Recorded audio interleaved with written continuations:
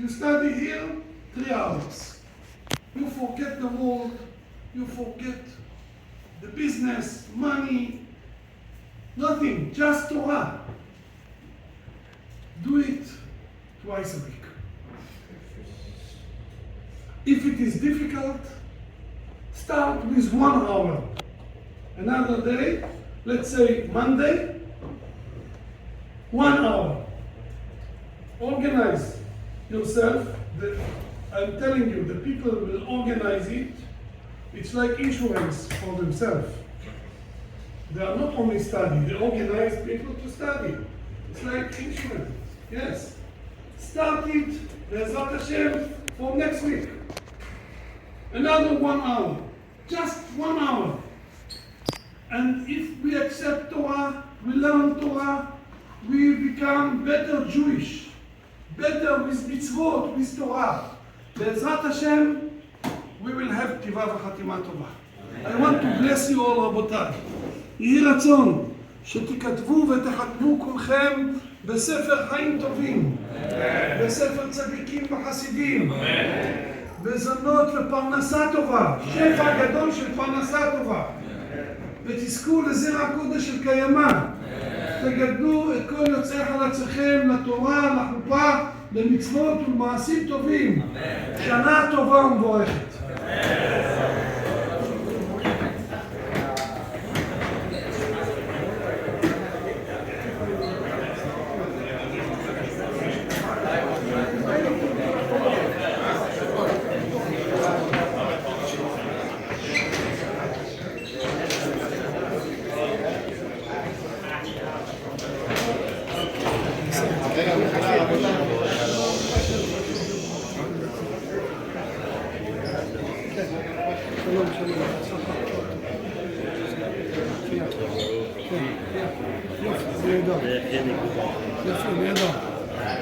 כל הכבוד, יישר כוח, תודה רבה. תעלו מעלה מעלה, תסתכלו בכל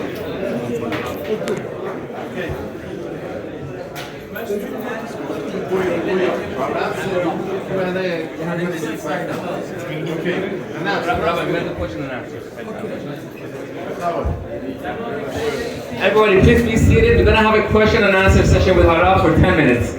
Please go back to your seats. Thank you very, very much. Rabotai, please sit down. Harav stands very near now. Rabotai, please sit down.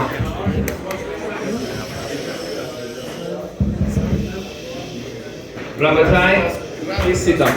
Yes, sir. Okay, any question? בבקשה. I feel like over here in Los Angeles, but also the whole America, if something is kosher, it's usually... I said in the whole America, people know if something's kosher, it's OU, black kosher, it's not. I feel like a lot of people have a problem when they travel to Eretz Yisrael. There's 100 different kashrut, there's Beit Yosef, there's Rabbanut, and people get very confused what's okay, what's not okay, if it's machmir, if it's mekel, when they can, when they can't.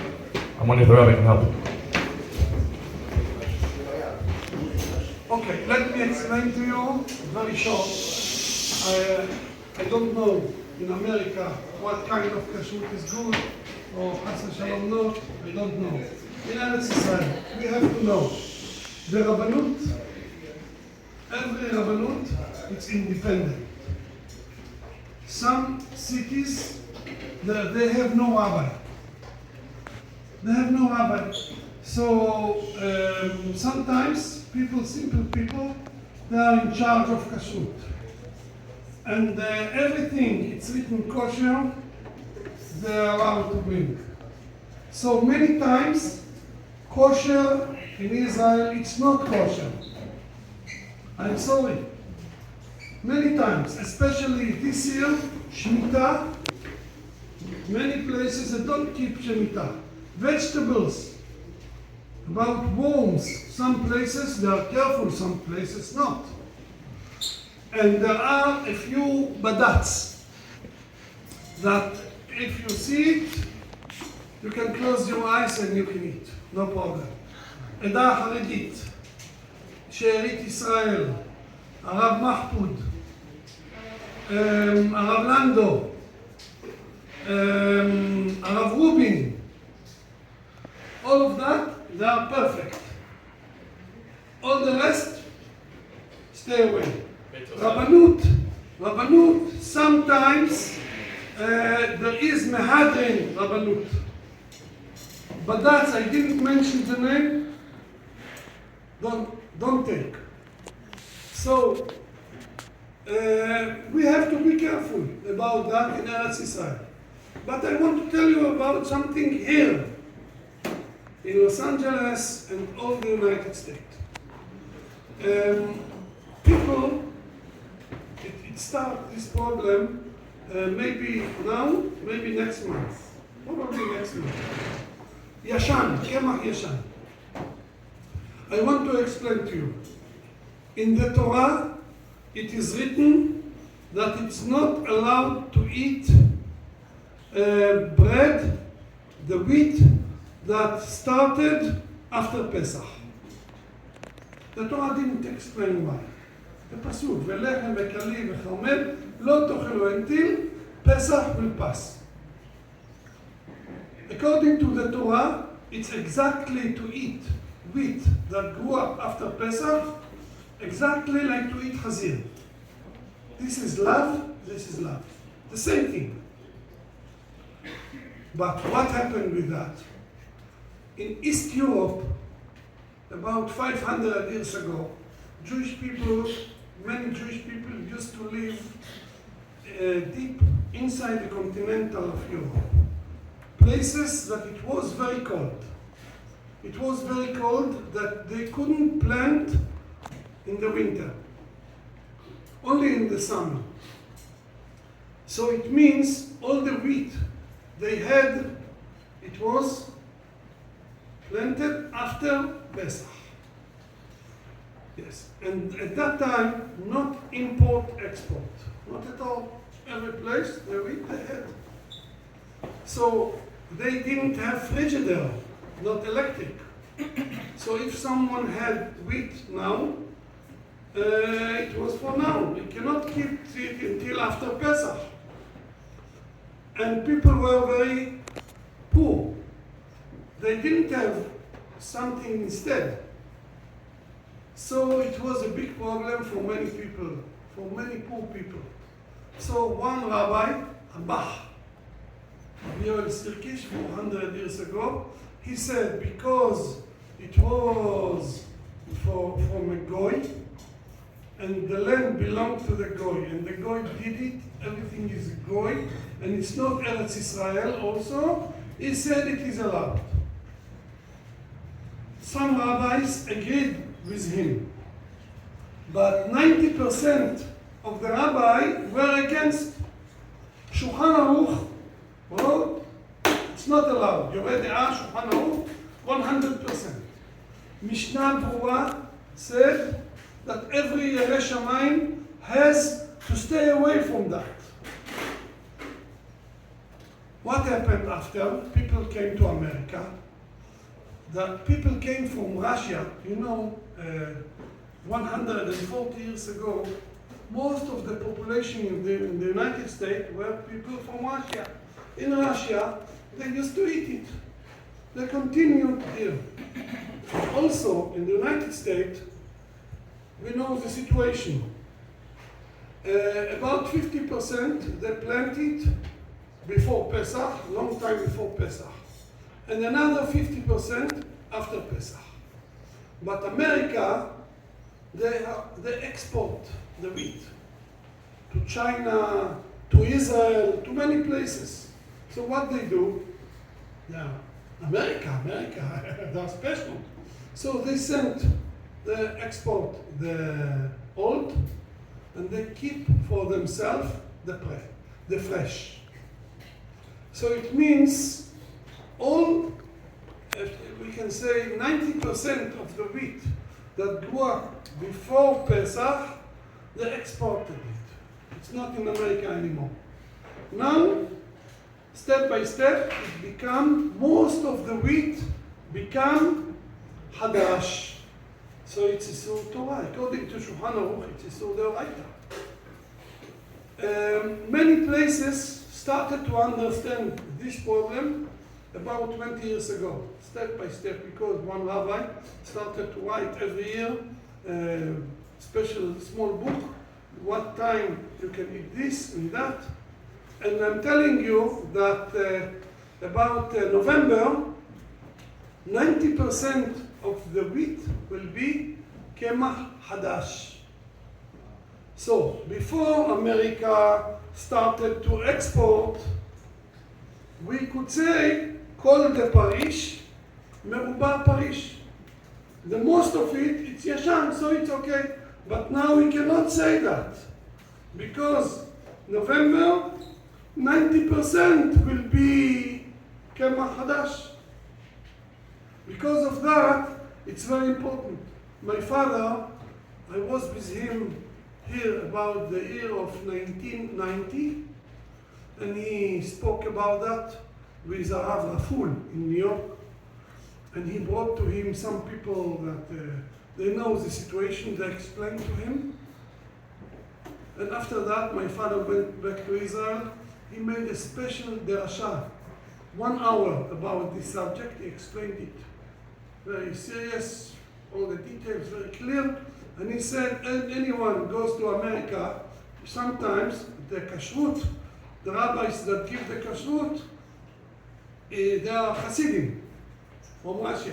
So sometimes, an example, you go with Elul, you see Asher, Mehadrin, Mina Mehadrin, it's nevelot utrefot. All the bread or pasta or things like that. 20 years ago, people started, I don't know here, but in New York, Brooklyn, many places you can find the kemach yashan. Brooklyn, restaurants in Brooklyn, most of them keep kemach yashan. You have just to ask. Before that, once I went to a restaurant, I asked, where is the mashgiach?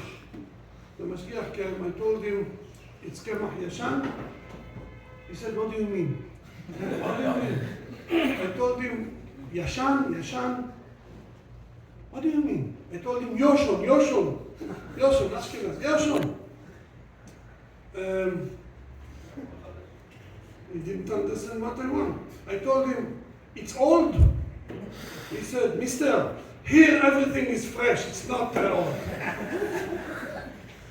Now they started to understand. Lakewood, it's big city of Torah. They have influence on New York. So step by step, more and more people keep kemach yashan. I want to tell you a story happened to me.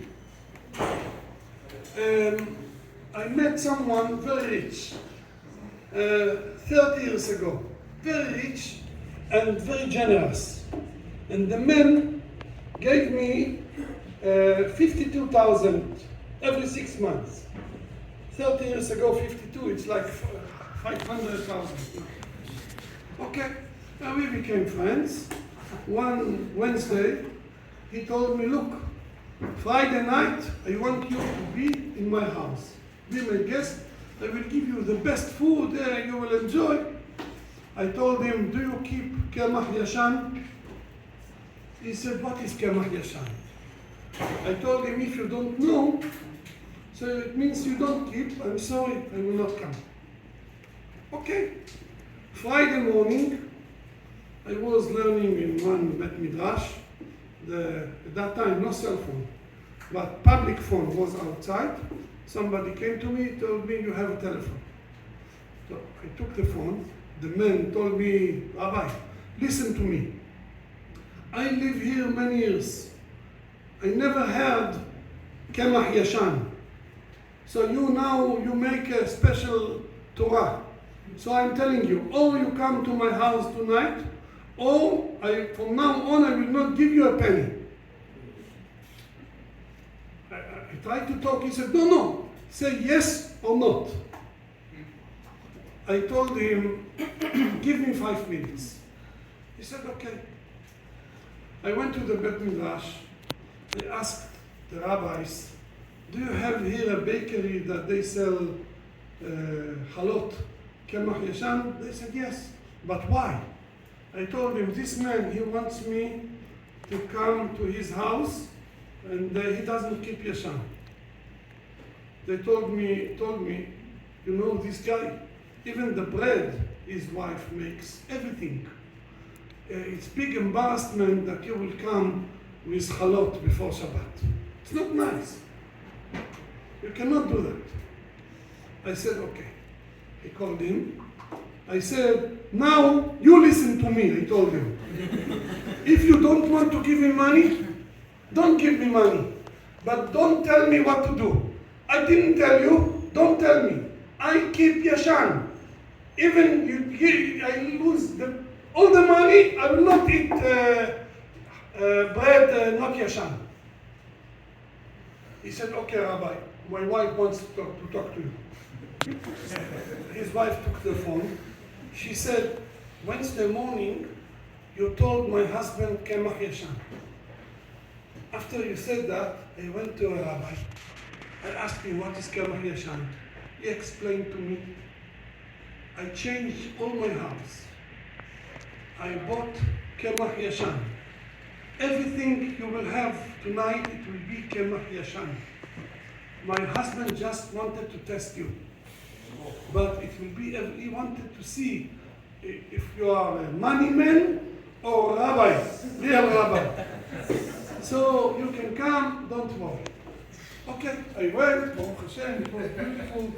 And the man was laughing, he told me, look, when I told you, if you don't come, you will lose the money. If you said, yes, I'm coming, you will never see a penny from me. Because, what is this? You have principles? You are a rabbi or what was it? It's a joke? What is this? Now I appreciate you, I'm going to give you more. So, Rabotai, we will not lose anything. The opposite. We have to convince all the people to check it. Always Kemach Yashan. If the bakeries, they see that more people and more people want Kemach Yashan, more bakeries will be Yashan. And it will be your zechut. So keep it, it's very important. Okay? Thank you.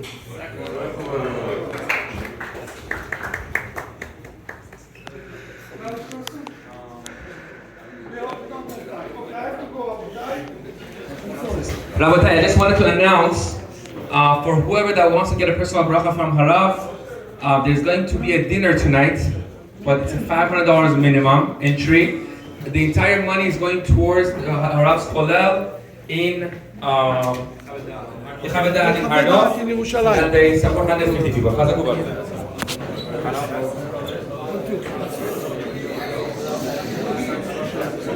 No, I just want to picture. One second. Guys, come.